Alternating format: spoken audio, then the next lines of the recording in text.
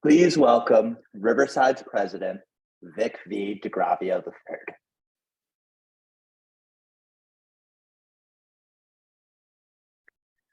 Welcome to Riverside's Community Cares Pride Celebration. As we gather here today, we commemorate the month of June in the pursuit of equality for the lesbian, gay, bisexual, transgender, queer plus community. It's an honor to have all of you join us in celebration of Pride. The theme for this year's Pride celebration is supporting trans youth, how to be an ally. At Riverside, we have the privilege of making a profound impact on the lives of thousands of individuals each day.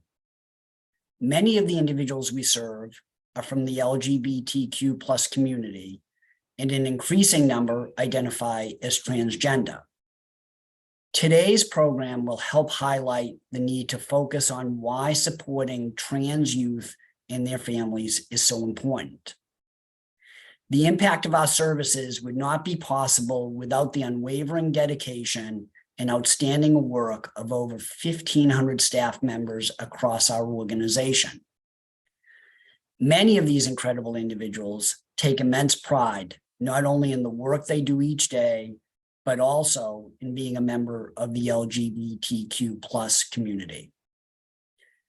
Here at Riverside, a key part of our job is to create a safe and welcoming space for our employees, a workplace where they are empowered to embrace their authentic selves.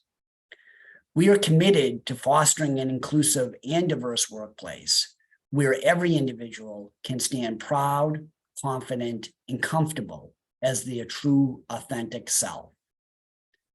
The ability to stand without fear is the future we are striving to create. It is now my great honor to introduce one of our amazing life skills students, Kaya. Within our organization, we have 3 life skill centers that provide critical services to adolescents facing mental health challenges.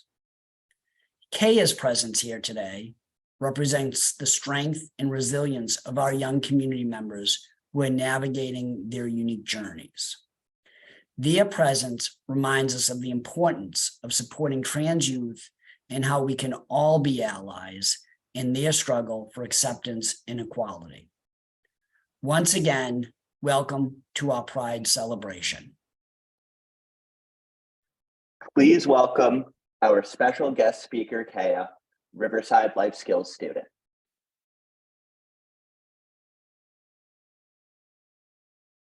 Hi, my name is Kaya Pryor, and I'm a 17-year-old person, and my pronouns are he, him. I realized I was LGBTQ in 8th grade. I toyed with the idea of liking girls for a while. First it was bisexual, then lesbian, then pansexual, then back to bisexual, and a whole bunch of more labels. Even aro ace was thrown into the mix. But the more I came to realize that I liked girls, the more I panicked because I felt so uncomfortable liking them. Not because they're women, but because I was a woman. Even though women who love women are 100% valid and real, I didn't exactly feel right about it at the time. That's when I started exploring the terms non-binary and transgender. This was the time COVID hit, so I practically had nothing on my plate. No sports, no homework, no friends to hang out with, nothing. So I took some time to think, and I eventually settled on being a trans man. I've been back and forth with certain labels and specifics over the years, but I've now settled being on a transmasculine, omnisexual person. My dad was a huge helper in the process. He helped me come out to my mom, my siblings, my extended family, my school, everyone. My parents have been nothing but accepting and loving to me, even when I was confused about certain labels. They always point at rainbow things, saying, "Look, Kaya, it's a rainbow tissue box." Tissue box companies always come up with the randomest LGBTQ things. Anyways, my family has been great with accepting me, but the one piece of advice that I will always come to love is to always be yourself. Before I came to realize I wasn't cishet, I thought this advice was cheesy, but amidst all these laws being made across America and all these dumb rules against trans people, being yourself is now crucial as ever. I am myself despite what people think of me. I am myself no matter what people say or try to do to tear me down. I am myself because I love myself. And I think that's the first step to accepting who you are is loving yourself.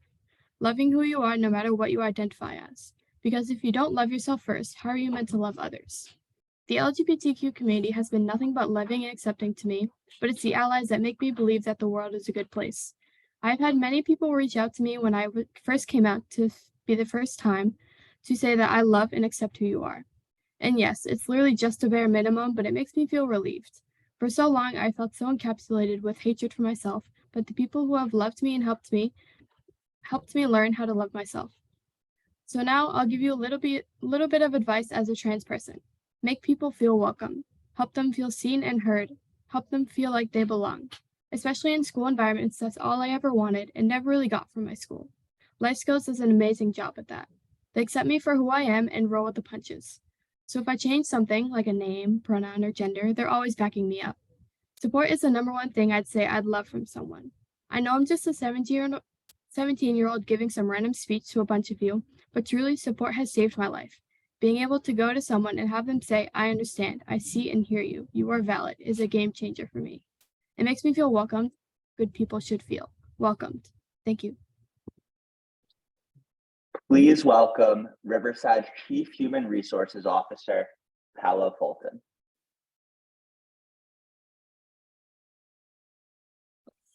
I would like to extend our thanks to Kea for sharing his story with us. Your courage and resilience are a testament to your individual strength, and we truly are grateful for your presence here today. We appreciate you focusing us on the importance of allyship. It is my absolute honor to be here with you all today to have the privilege of introducing our incredible musical guest, Holden Medogamy. Now, let me tell you a little bit about Holden.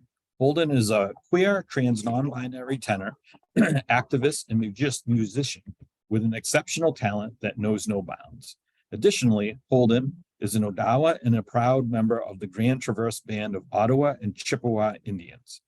Currently residing in Germany, Holden graces the stage with their awe-inspiring performances on a regular basis. Their voice resonates with passion and authenticity, captivating audiences with every note. What sets Holden apart is not only their incredible musical ability, but also their unwavering commitment to supporting the trans community and empowering others to find their voice. Holden understands the power of music as a means of self-expression and liberation, and they actively work towards creating spaces where trans individuals can be heard, celebrated, and empowered through their singing. Holden's dedication to their craft and community serves as a shining example of how art can transcend boundaries, break barriers, and bring people together. Today, as we celebrate Pride and the journey towards acceptance and equality, Holden's music will uplift our spirits, touch our hearts, and inspire us to embrace the power of diversity and inclusion. So please join me in giving a warm and enthusiastic welcome to our phenomenal musical guest, Holden.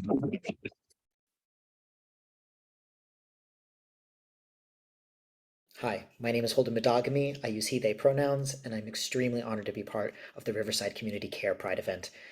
A little bit about me. I currently live in Germany, but I'm originally from Michigan. I've been in Germany for about 10 years, and I started testosterone once I moved here. I studied as a mezzo-soprano, and I am now a tenor. When I first decided to transition, I was extremely scared because I felt like I was choosing between two very important identities. Thankfully, I didn't have to give up singing like I thought I would. I have a wonderful career here, and I'm extremely happy. I hope that I can inspire you to make music as a trans person or to encourage the trans person in your life to make music. Have a safe Pride, take care of each other, and thank you.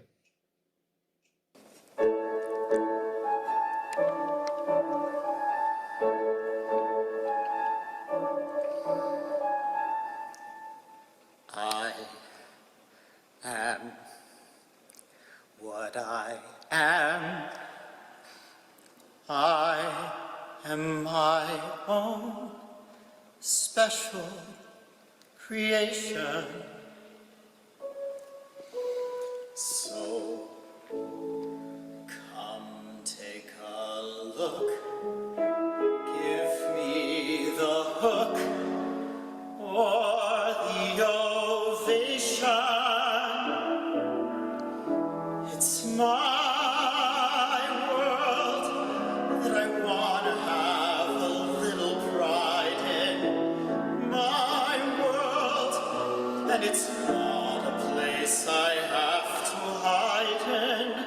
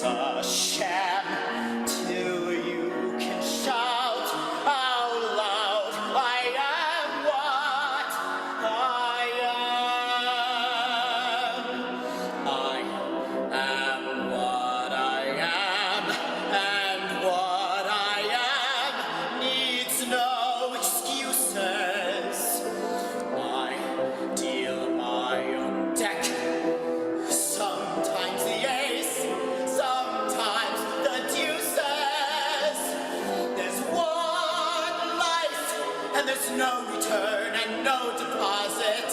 One life, so it's time to open up your closet. Life's not worth a damn till you can say, hey world, I am what I am.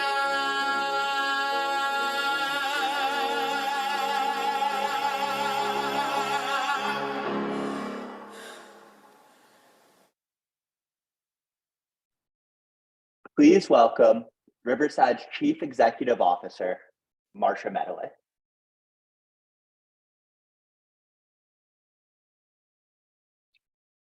Well, good morning, and wow, what a wonderful performance. Thank you so much, Holden. You truly set the stage for this celebration of diversity and inclusion. At Riverside, we know that we are strengthened by the rich diversity of our staff. We honor their unique backgrounds and work hard to cultivate a workplace that is inclusive for all individuals. And today we gather here to demonstrate our support and our appreciation for our LGBTQ+ employees and people served, as well as to reaffirm our commitment to building programs where every person feels safe, valued, and welcomed. This event is part of our ongoing efforts to celebrate diversity throughout the year, alongside our events dedicated to Black History Month and the recognition of lived experience. And we are actively planning to expand our celebrations to encompass even more cultures and diversities. Our aim is to create an environment where everyone can thrive and flourish. So today, we have assembled an extraordinary panel of speakers who will share their insights and experiences on the topic of supporting trans youth, how to be an ally. Their contributions will guide us on the path to becoming effective allies and advocates for transgender youth within our communities. So allow me to introduce our esteemed panelists. First, we have Elizabeth Ellie Tomagia, Vice President of JP Morgan Chase. She's a trailblazing Latinx transgender woman in the corporate world. She not only serves as a powerful public speaker, but is also a dedicated advocate for diversity, equity, and inclusion. Her mentorship has positively impacted countless individuals. Next, we have Dr. Pryor Hasuri, a respected pediatrician, mother of 3, and a passionate transgender rights activist.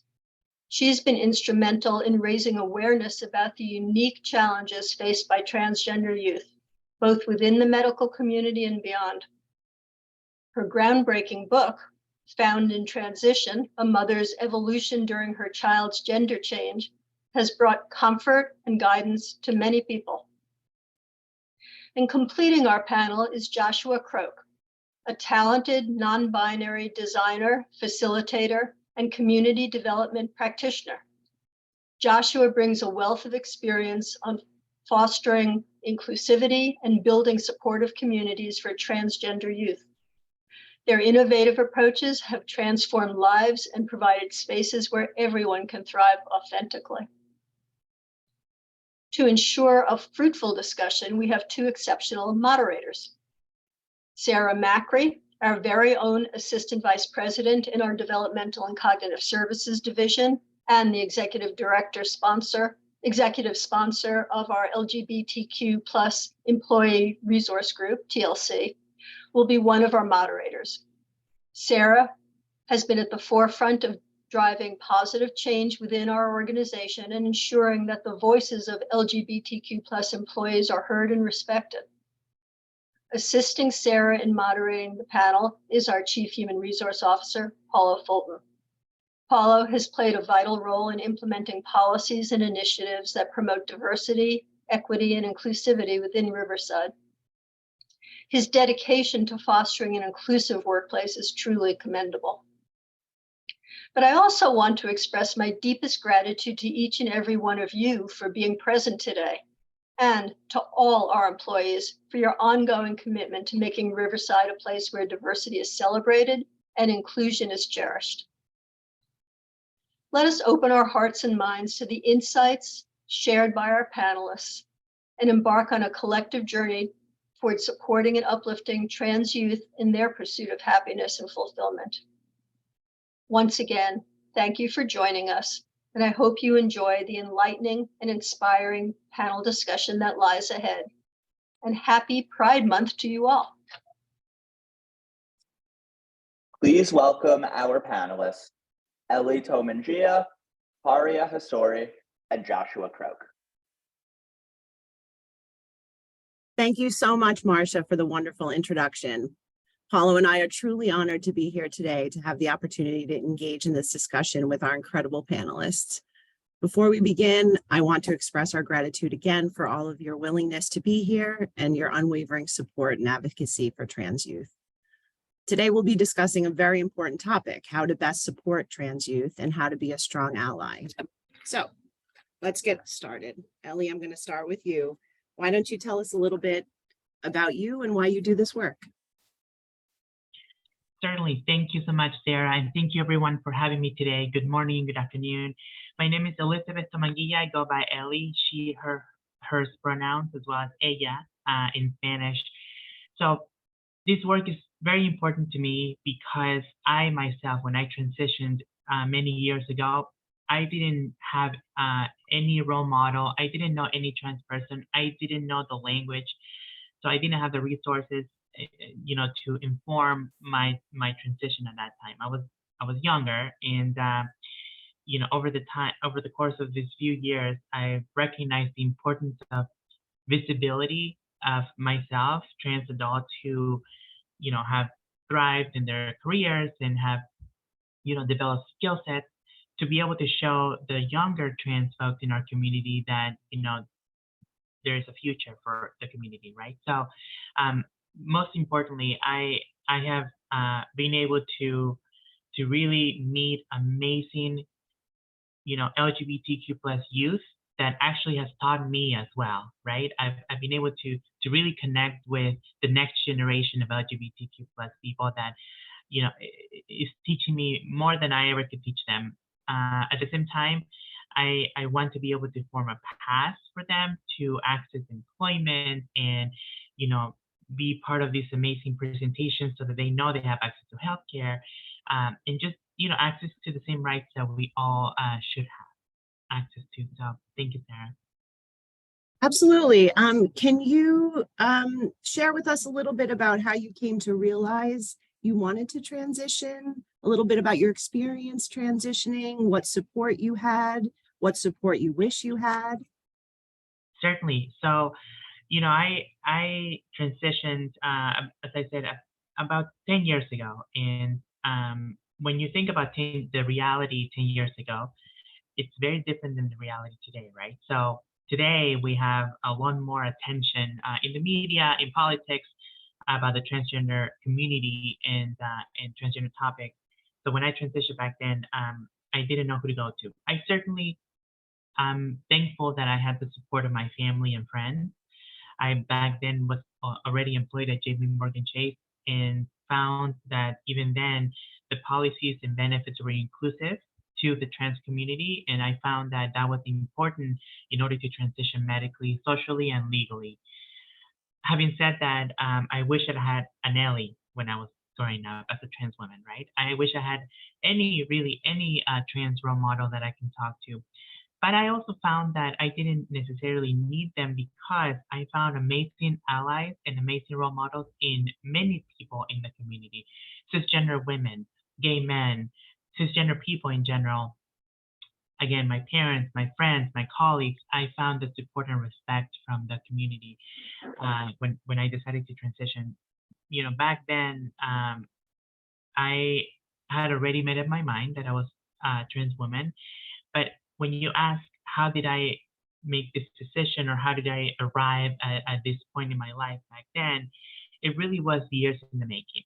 I don't believe I mentioned this, but I was born and raised in Lima, Peru, so in South America, in the 80s, right? So back then, I didn't have the language or the vocabulary to express that I was a transgender person, right? So I knew that I identified differently because as a younger person, you start to kind of recognize the difference in the gender binary and who you identify with, what group, what things you like to do, etc. But I really didn't know how to express that or what to do to that regard. So it wasn't until I moved here when I was 18 years old that I met the first trans person in my life. And I realized this is something I can do, right? This is something that, it's available to me. But it took me a few years after that to get my career and my education behind me to arrive at the decision to transition. First socially, then medically, and lately, and most recently legally. I love when you say, I wish, everyone could have an Ellie. That's wonderful. I agree. Paulo, I'll kick it over to you. All right. Thank you, Sarah. Aria, could you tell us a little bit about you, how you got involved in this work, and what you do? Sure. Hi, thank you for having me.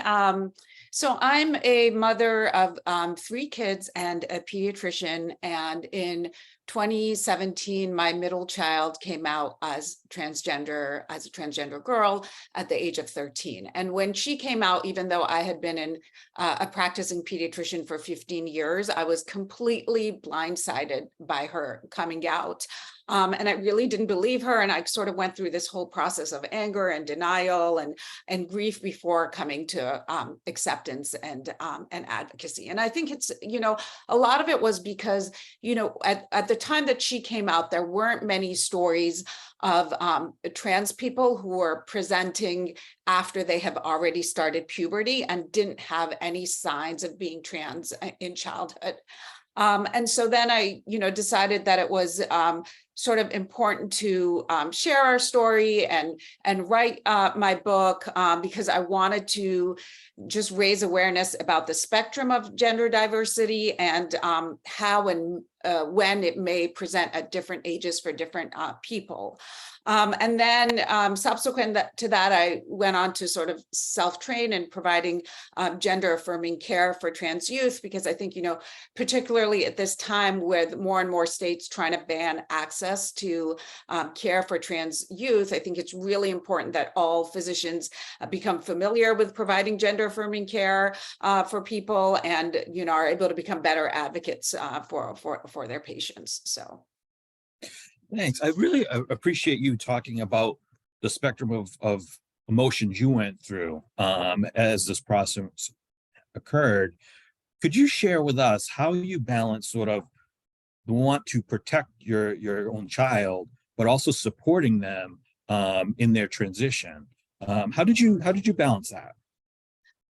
Yeah, I think that's a really difficult question, and it wasn't an easy decision to make. I mean, I think the first thing was just, accepting that she is trans. And once I believed her and accepted her, then supporting her was a non-issue and not a question. But I think, a lot of the bigger question was, she's a minor, I had, 2 other kids, making the decision of being sort of public and visible, and whether or not that was the right decision to make, especially, when you have 3 sort of preteen and teens at home.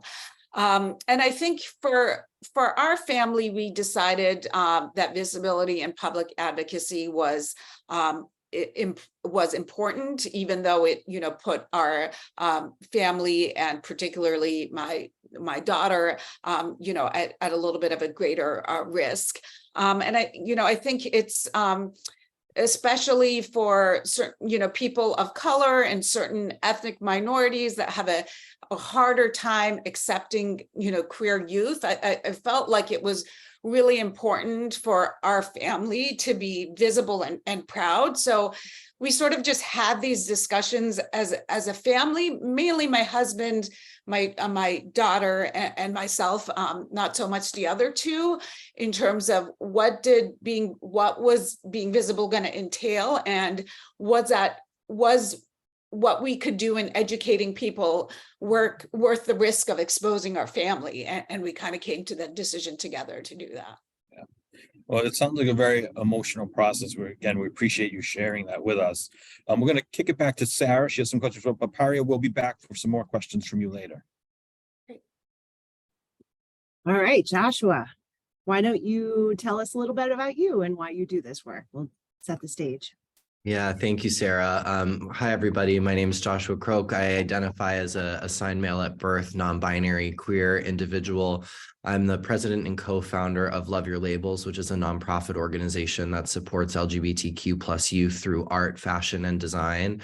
I grew up in central Massachusetts in a small town in a very conservative religious household that was not supportive of any of the alphabet that we talk about in our LGBTQ+ identity groups.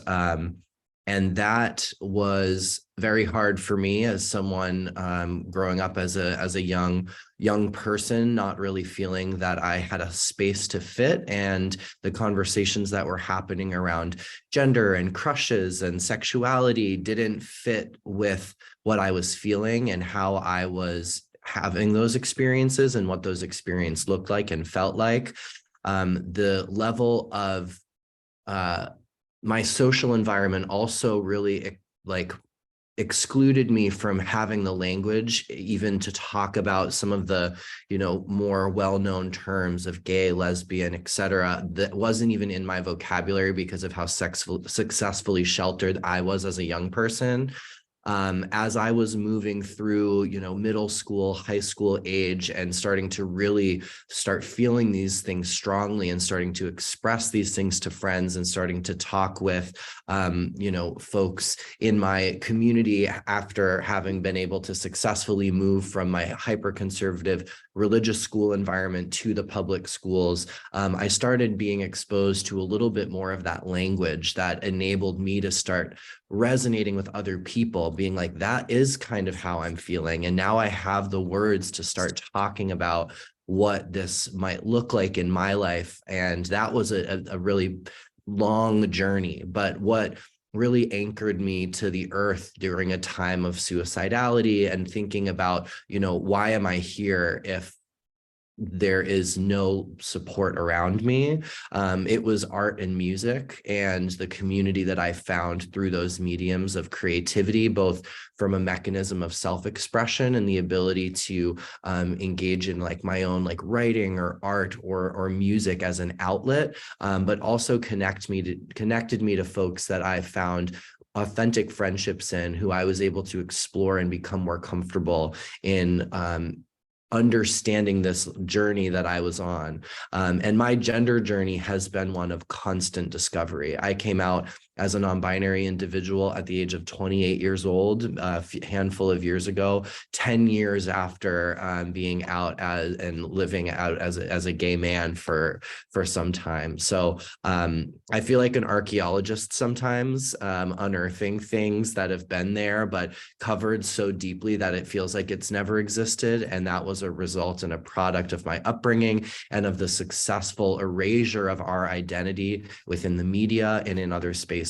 And so that's really why I stand for and fight for and ally with our youth and our families and in their journey of discovery, and specifically using art and design as a mechanism to have some of those conversations. Amazing. I love the theme of language and access to language and just becoming familiar and comfortable. That's huge. Tell me a little bit about the resources, the external resources that you tap into through your organization. Absolutely. So I'm based in Central Mass. Our organization is out of Worcester, Massachusetts, and there are a handful of resources, Love Your Labels programs. We're a relatively new organization, but we have some incredibly affirming healthcare spaces like the Trans and LGBT Health Clinic at the Edward M. Kennedy Community Health Center. Fenway Health in Boston is a resource for many of our young people and connecting with doctors and specialists out there. There's also the Gender Wellness wellness initiatives at Children's Friend, which connects young people to resources and support. Safe Homes is another organization in the Worcester community. And we also lean on national resources like the Trevor Project is a powerful and very critical resource, not only for connecting young people who might be struggling with their mental health or thinking about self-harm. They have their suicide hotline and resources that can more instantly connect young people to counselors, to therapists, to people who are trained in helping to provide support in those moments. But they also do a lot of incredibly important research. And one of the statistics that I'll probably talk about, in a bit as well, that really fuels me and drives our work is research that came out of the Trevor Project that found that just one affirming adult in the life of an LGBTQ plus young person reduces their likelihood of attempting suicide by over 40%. And so when I have these conversations and hold space with folks, I like to share with people, and I've had conversations with parents who, because of their religious or cultural beliefs, say, we just can't support this. And I say, I'm not here to change your religious or cultural beliefs, but I can tell you what we know, and I can tell you the data. And I can tell you that not having affirming and supportive environments leads to a greater likelihood of self-harm and suicide for our young people. And that should matter to families, that should matter to parents. And in order to really change that, we need to engage in dialogue and conversation about how to shift our religious and cultural beliefs to be affirming. LGBTQ folks have been around since the dawn of time. And while these conversations are louder and they're also our identities are being used as political pawns in the media and in this, loud conservative versus progressive versus liberal versus centrist, these conversations, we have to remember that at the end of the day, our young people are dying, and we can actively do something about that. And we know that it is at baseline as simple as saying, I love you, I see you, and I'm affirming who you are. And this is, why we're having these conversations about allyship and what we can do to, be supportive. Absolutely. I did also notice that Jake is putting some of the resources in the chat that you mentioned. So that's great. Feel free to look at those. We're going to go over back to Ellie for a little bit. Paulo? Yeah, thanks, Sarah. Ellie, you had mentioned earlier you wanted to have an Ellie growing up, you wish you had, but now kids growing up can look to you as someone with a very successful career in corporate America. How do you view yourself as a role model? What's it feel like for you? Yes, thank you. So, it's very important to me to give the voice to those that might not have a voice or might not be heard often enough, right? And that not only includes trans people that are from a Hispanic experience like myself, but all trans people, especially those with intersectional realities, intersectional experiences. But I think most importantly, I think it's important that at the beginning of someone's transition, there's more support than later, right? So at the very beginning, when I initially transitioned, I was very hesitant. I was in my 20s, and I didn't necessarily have, as I mentioned before, an idea of what support system I might have other than my family and my friends, right? Which having that alone is already a privilege to many of people in our community, but I expected sort of a lot more. And I was lucky enough, and I recognize it's a privilege as well, to be employed by an organization that had a culture of respect, to allow employees like myself to transition. But I also recognize that at the very beginning, after transitioning and moving within the same company, moving locations, I didn't feel comfortable disclosing my trans status. I didn't feel comfortable, bringing my authentic self to work every day in the sense of being out at work. And I wanted to sort of understand why I wasn't comfortable, right? Because I was happy with who I was after transitioning, but there was a disconnect there. I'm a woman, but I'm a trans woman, and I wanted to say that, and I didn't. It wasn't until many years of my career progression and my colleagues and managers supporting my career for who I am, as well as what I contribute to the work, that I felt comfortable enough, and I recognized that I needed to be an ally for those younger allies coming up in the world, in corporate America or otherwise. So I felt the responsibility to be more out, more visible, to represent the community more. And so I participate in panels and discussions and trainings, etc., more often now than ever in my life. And I think, and I do it mainly because maybe there's one person watching me today that might say, you know what, I can see a little bit myself in Ellie. And so if that is a positive influence, a positive experience for any young trans person, I think that I've done some good. So so I take it as a huge responsibility for myself to be able to represent the community. I also recognize that I'm not a representation of all trans identities and all trans experiences. And I like to highlight that I often want to give the mic, so to speak, to those that have no voice at all, right? The transgender women of color, for example, that are experience more crime than other members of our community, for example. So with that, I think, you know, I'm blessed to be able to do this, but I also recognize that I have privileges. Thank you, Ellie. Could you say a little bit about once you started to present as your authentic self in the corporate environment, did you feel like you were accepted? How did you feel once you started to be your authentic self? Yeah, initially I felt I was respected and accepted because of the cultural respect that JP Morgan Chase had fostered. But I think I benefited from the lack of information, and I'm going to explain why.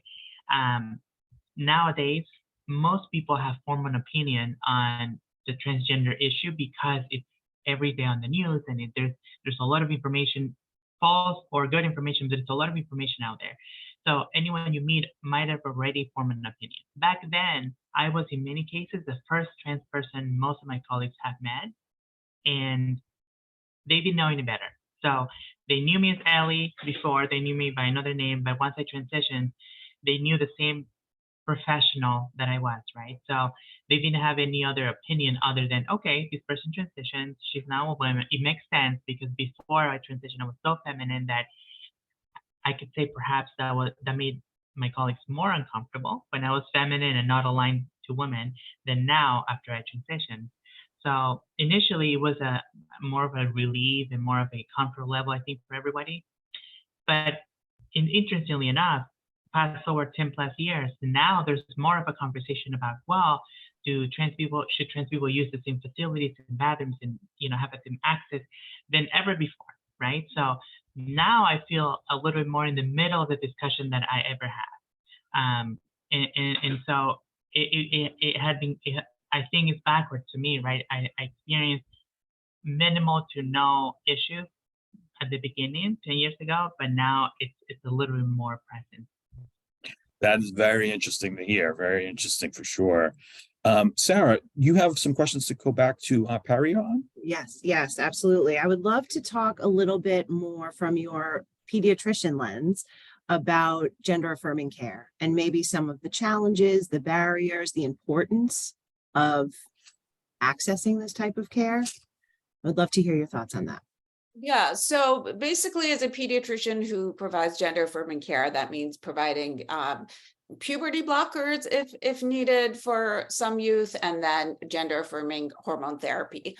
And I think, you know, there's a lot of misinformation out there about what we're doing when we're providing medical care for trans youth. You know, one is that, you know, like people say, well, how are you giving hormones, you know, to kids? Well, we don't do anything, nothing medical is done in any prepubertal child. So I think it's really important, you know, to know that we're not doing anything medical in 5 and 6 and 7 and, you know, 8-year-olds. And I think the other important thing to know is that this really isn't about politics or religion. Every single major medical organization has determined that it's best to support and affirm trans youth and provide the appropriate care for them. And that's the American Medical Association, American Academy of Pediatrics, the Endocrine Society, the American Psychiatric Association. So they have done research studies, they're providing guidelines. We're following these guidelines. And just like we follow the guidelines of major medical organization for cancer or diabetes care, gender affirming care is really no different. It's not about politics. It's not about religion. It's about life-saving medical and mental health care. And nothing is done in pubertal children. That makes sense. And I think maybe sometimes misunderstood by people. Absolutely. Sort of switching gears a little bit, what sort of resources did you utilize outside of the home when your daughter was transitioning? School, community, what sort of resources did you lean on? Yeah, I think what was the absolute most by far helpful for me was joining a support group in LA called Transforming Family, of families who are raising trans youth. And because at that time that she came out, a lot of the representation in the media of trans people was negative, and I needed to see thriving trans youth being supported by their parents, and parents who were able to support their kids and sort of model that behavior for me, and so that I could see our family in the future being sort of like how they were. So I think that was the most important thing. And there's lots of support groups online if somebody doesn't have an in-person support group in their city. I was fortunate that my friends, sisters, colleagues, parents, they were all supportive, but I think the support group and kind of seeing other families thriving through this process is what helped me most. It would have been good if I had just find an individual therapist for myself. I didn't do that. That's probably the only thing I should have done that I didn't do. Mm-hmm. It's sort of access to that, again, that language that we're talking about, that familiarity, that affirming, all of that is so important. I think, unfortunately, we're running low on time. And I do want to go back to Joshua. Paulo, do you want to? Yeah, thanks, Sarah. So as Sarah said, this will probably be the last set of questions to you, Joshua. And you've talked about love your labels and the organization. It's very important. And thank you for establishing it. Can you talk about if someone doesn't have a connection to a group like yours, what can allies do to help people? So allies, there's a few things that I would name very specifically. The first is to affirm our young people, tell them that their experience and their identities are true and valid, and we need to hear them. They need to be listened to. They need to be heard. And that's affirm and believe. Trust our young people. Working with youth, I have become just consistently amazed at the intelligence and the poise that young people are able to talk about themselves, their identities, their experiences. Connect them to resources. Young people ask questions, and they are also, the thing that I think is really important in this is, while there are growing resources for queer and trans young people, as queer and trans young people who are growing up, especially folks who are growing up in unsupportive environments, it is a brand new journey of trying to connect and tap into resources. And we have to constantly remember that this is a new experience for someone. So how do we create pathways where young people feel they're most supported and connecting to the things that they need when they are, coming out and asking for the support in these resources. The other piece that's really critical is folks need to show up for our young people through love and advocacy. The national conversation around LGBTQ plus rights, specifically trans rights, and a lot of the attacks on drag bans that are happening, we need to recognize that this is not just an issue over there, and it is impacting young people here in Massachusetts. that we need to be loud and we need to be active. Rhiannon in the Q&A asked for how do we get involved in places like Florida and Texas that are actively pushing and passing legislation. Reach out and learn about the organizations that are doing on the ground advocacy work in those communities. Donate when you can, find ways to volunteer, help people connect to resources. This is a fight that we need to be loud and involved in. We know that recent stats have shown that LGBTQ plus young people in Massachusetts find that the national conversation around their identities is impacting their mental health negatively. We need to encourage more queer and trans people to go into mental health as a field and develop that workforce so that there are more people with lived experience sitting at the table with our young people to be able to share in some level of understanding from shared experience. And don't vote for politicians who are going to hurt our kids. And that is very tangible. And we can point to the policies, the legislations, and the people that are having a negative impact. And something that I feel I need to say in all spaces right now is also let trans kids play. There's a massive conversation around sports and who should be on what team. And I firmly believe that the majority of those conversations are rooted in sexism and transphobia. And we need to really challenge that and not let it be a tidbit for folks on, in a more conservative position, say like, well, this is what I disagree with. They are weaponizing the identities of ourselves and our young people to push forward political agendas, and it's actively harmful. All right, Joshua, thank you so much for that. That's super helpful. I want to say to our panelists, thank you all so much. We could talk to you all day. This has been a wonderful discussion. Thank you all for being so open and honest about your journeys today and how you're a part of this community. Your willingness to speak on this topic and share your personal stories paves the way for us to be better allies. Thank you again. Thank you so much. Please welcome Chair of the LGBTQ plus crew, Nick Hansel-Snyder.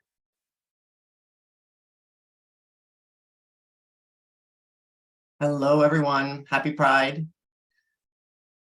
I'm going to veer away from my prepared remarks a little bit because I'm going to tell you Joshua stole some of my thunder, which is great, actually, because the main thing that I want to talk to you about was that statistic that Joshua mentioned, that 40%.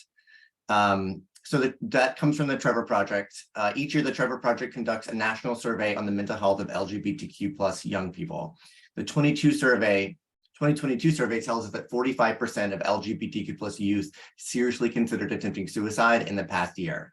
That's 4 times more likely than their peers. And for trans and non-binary kids, these rates are even higher. And while these numbers are heartbreaking, as Joshua mentioned, there is another statistic that is, to me, just so powerful. And was sort of the genesis of this whole event today. And that's that having LGBTQ plus youth having just a single accepting adult in their lives can reduce that risk of suicide by 40%. And that's just by, as Joshua said, just affirming that you see someone as they are, which is just huge. So if you take nothing else away from today, remember that stat, remember that you have the power just by seeing someone as they are to make a huge difference in their life and well-being. I am here for a second reason, and that's to tell you about Riverside's employee resource group supporting LGBTQ plus employees, the LGBTQ plus crew, or TLC for short. So after you've made that effort to be an accepting, trusted adult in the life of an LGBTQ plus youth, you can join TLC to continue showing your support for our community. To participate with us, all you need to do is show up. That means join us at our meetings, in our Teams conversations, at our larger events like today's, as often or not as often as you'd like. We meet via Zoom the second Friday of each month. Everyone is welcome. If you want to know more, all you have to do is email tlc@riversidecc.org. That's it. Happy Pride. Once again, please welcome our musical guest, Holden Medogamy.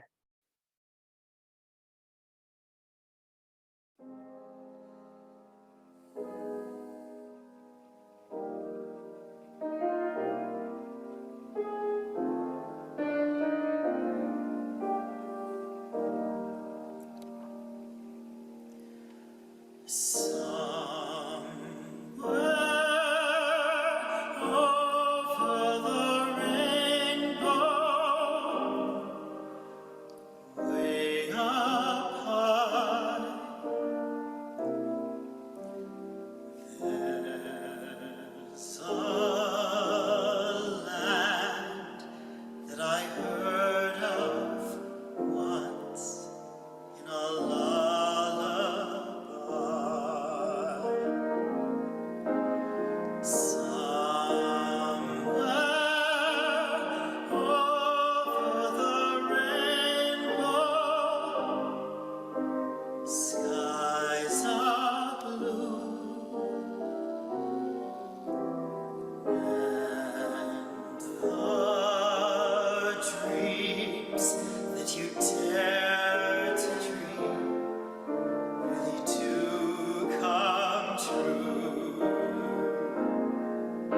Someday I'll wish upon a star and wake up where the clouds are far behind me,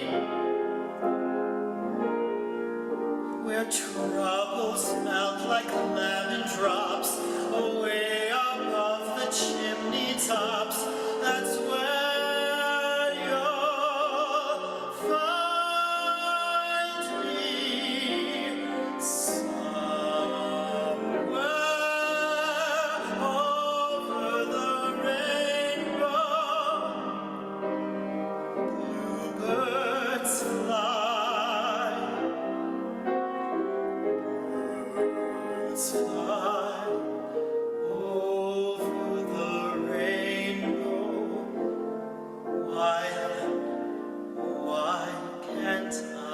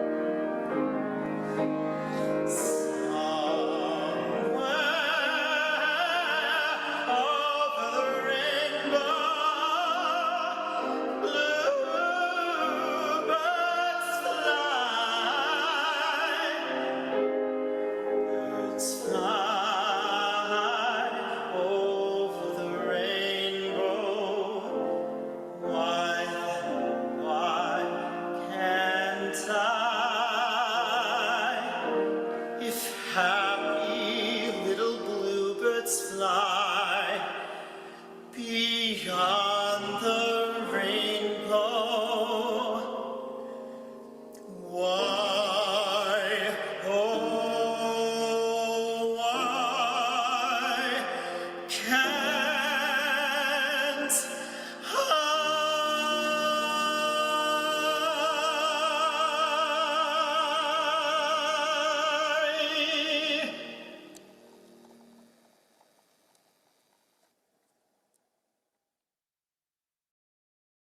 Please welcome Riverside's DE&I Specialist and Trainer, Anna Standish.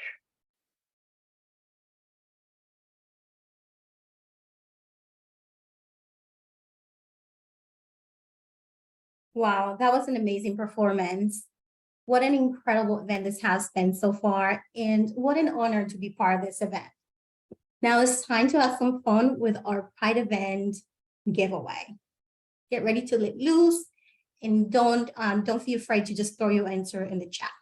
We have fabulous prizes lined up for you today, including a signed copy of Dr. Pryor's book, Found in Transition, A Mother's Evolution During Her Child's Gender Change, an ally coffee mug, and fantastic LGBTQ plus ally pin.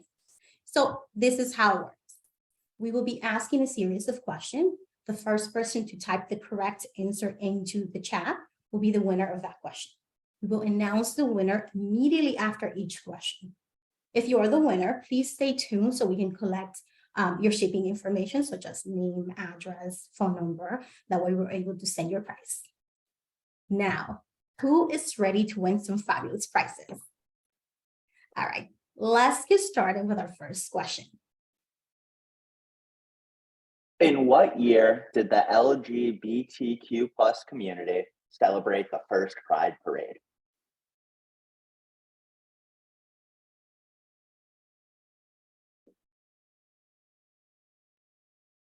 And I think we have our winner. That was a very fast response. And Liz, you are the winner. I will reach out to you to get your shipping info. And on to the next question. Which country became the first to legalize same-sex marriage in 2000?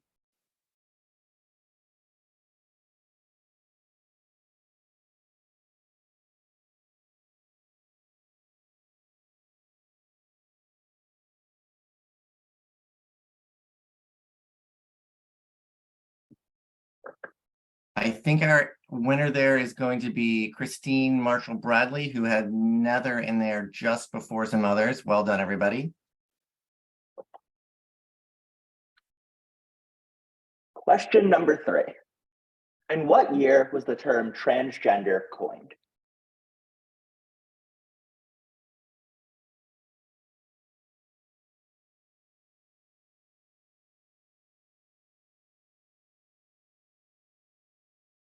Sorry, you all are too fast for me here. I didn't even see who got that up first. I'm scrolling through a lot of messages. Let me see, does anyone have, who was it? I believe, Lisa Bennett, were you the first here with B? I believe so. So that means you are the winner.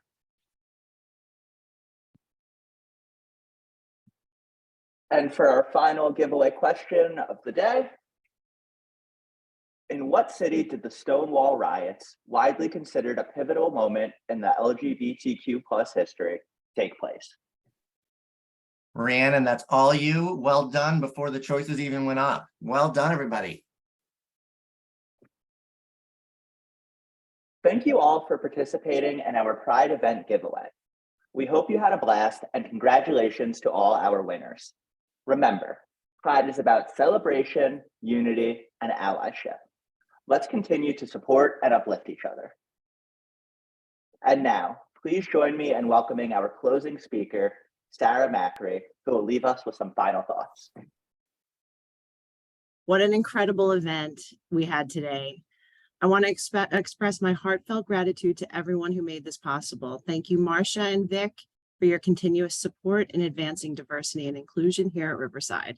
You've embraced this work as part of our mission and allowed for it to become part of the Riverside culture. And I can say that I'm truly proud to work for an organization with these values. I'd like to thank our panelists who shared their valuable experiences and inspiring stories. It's given me a lot to think about, and your contributions have been truly impactful. So thank you. A special thank you to our guest speaker, Kea, for sharing his powerful story, and to our musical guest, Holden, for adding a layer of musical beauty to our event. Jake, Nick, and Rebecca, thank you for working behind the scenes to create this seamless online experience. A huge thanks goes out to our entire DEI team, in particular, Dr. Angela, who unfortunately could not be here with us today. Your dedication and hard work have truly shaped our DEI strategies at Riverside and more, although I think I saw you in the chat, Dr. Angela. Lastly, I want to thank you all for joining us today. Your presence and engagement in the chat have made this event truly memorable. As we conclude, I encourage you to carry the spirit of Pride with you beyond today. Let's continue our commitment to stand up for equality, support one another, and champion diversity in all aspects of our lives. Our actions matter, and together we really can make a lasting difference. Thank you all for coming, and have a great rest of your day.